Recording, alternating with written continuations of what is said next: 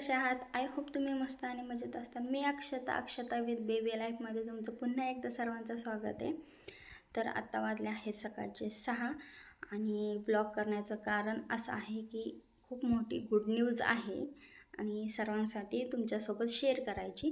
So त्यासाठी blog करणार आहे। पण आत्ता मला अचानक भिगवणला जावं लागते। अचानक म्हणजे आदल्या दिवशी ठरलं होतं पण ते अचानकच ठरलं गेलं।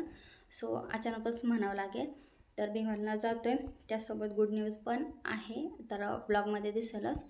तर मी अगोदर स्वयंपाक वगैरे करते कारण का काम उरकून जावं लागतं आणि जाता जाता मला रानात डबा देखील द्यायचा आहे। तिकडे डबा द्यावाच लागणार आहे। सो म्हणलं आजच्या दिवस मग आता भाकरी वगैरेच करते कारण का चपात्या करणं उरकणार नाही।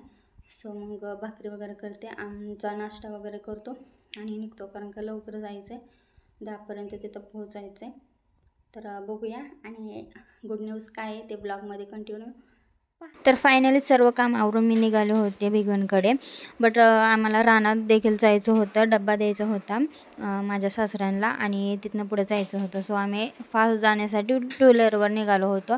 रस्त्यात भरपूर असं आभाळ लागलं बट पाऊस आला नाही आणि जवळजवळ भिगवण स्टेशनपर्यंत पोचलो तोपर्यंत गेट पडलं होतं आणि तिथं भरपूर टाईम असा गेला कारण का आम्हाला टायमिंगला पोहोचायचं होतं। आणि टायमिंगला का पोहोचायचं होतं ते नक्की बघा।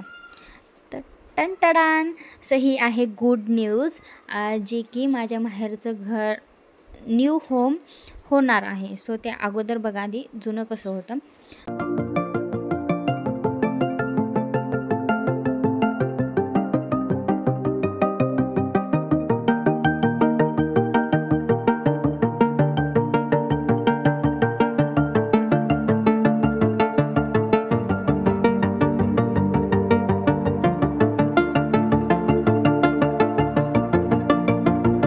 सो यासाठीच आलो होतो कारण का भूमिपूजन करायचं होतं आणि मुहूर्त गुरुवारचाच निघाला होता आणि 12च्या अगोदरच होतं, त्यामुळे आम्हाला टायमिंगपर्यंत पोचायचं होतं आणि आमच्या हस्ते करायचं होतं।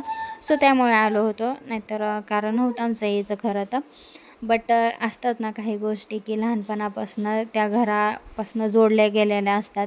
काही मोमेंट्स आहेत, मेमरीज आहेत आपल्या की ती आठवण म्हणून राहतेच कायम आणि जुन्या घराबरोबर ते खूप जोडलेल्या आहेत लहानपणापासून आत्तापर्यंत। आणि इथून पुढे जी नवीन घराची सुरुवात आहे त्याचीही खुशी देखील असते। सगळ्यांबरोबर ते सेलिब्रेशन केले जाते आणि आनंद होते सगळ्यांनाच, मला देखील होते, एक्सप्रेस नाही करू शकत त्या गोष्टी। तर बऱ्याच गोष्टी पप्पांनी काकांनी हळूहळू मोजत आत्तापर्यंत आणल्या होत्या, तेच अस्तित्वात आणत आहेत। सो ठीक आहे। तर ह्यानंतर भूमिपूजन वगैरे झाल्याच्या नंतरनं पिवडीचा बड्डे म्हणजे बेस्ट फ्रेंडचा माझ्या बड्डे होता। सो सेलिब्रेशन करणार होतं, तिला काही सांगितलं नव्हतं, तिलाही सरप्राईज देणार होते।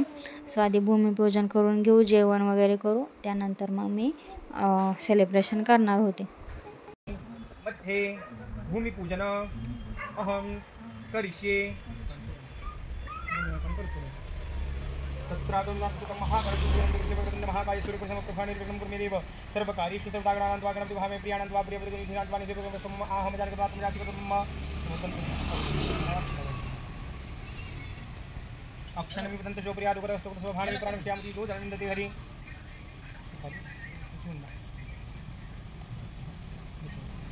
शोभ्यः पैसुधिः प्रशासनत्वजम्म काद्यं सर्वयामि अर्घ्यं समर्पयामि आचमनं सर्वयामि श्रीगणपतिर्देवताय ब्रह्मः सिद्धोदकस्नानं सर्वयामि पञ्चामृतस्नानं समर्पयामि पयाहं प्रतिव्यां वय ओकरिकवेदेवेन्द्रक्षेपयोधाः पयस्वतीः प्रदिशाः सन्तु मह्यम्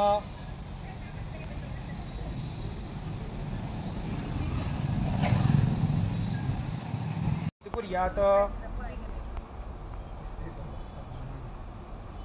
यानंतर सर्वांनी 5-5 कुदळी सर्वांनी मारून घेतल्या, जमीन खांदली म्हणजे, आणि भूमिपूजन समाप्त झालं होतं।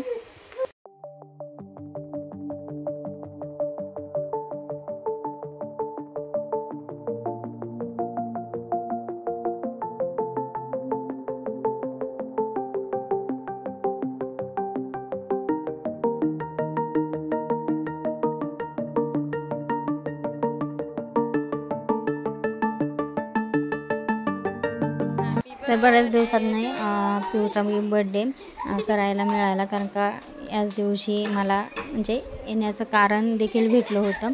सो तिचा केक्स आणून सेलिब्रेशन वगैरे केलं. तीही खुश झाली होती आणि छोट्या छोट्या आनंदात सगळे खुश राहतात. तर ठीक आहे म्हटलं तिचा बड्डे वगैरे करू. घरी येऊन नंतर मग भरपूर कामे होती. तसंच मग मी गणपतीचं वगैरे सामान वगैरे काढून घेतलं, कारण का उद्याच्याला हरताळिका होती आणि गणपतीचं डेकोरेशन वगैरे करायचं होतं, कारण का 2-4 दिवस भरपूर कामात गेले दिवस. आणि आतापर्यंत बघा 9:45 वाजत आल्या. ते सर्व जेवण वगैरे उरकलं होतं, सामान वगैरे काढलं गणपतीचा. तर इथे हे 2 खुर्च्या वगैरे, सोफा आणि बाजूला काढून ठेवायचं, कारण का त्या कोपऱ्यात मला गणपतीचा म्हणजे डेकोरेशन करायचं होतं. सो खुर्च्या वगैरे ह्या बाजूला काढून ठेवणार आहेत, इकडच्या साईडला सोफा इकडच्या साईडला ठेवणार आहे. आणि म्हणजे त्या कोपऱ्यात मला करता येईल, कारण का तिथं बोर्ड आहे आणि वायर तणू ओढू नाही म्हणून तिथल्या तिथं मला तो बसवायचा आहे.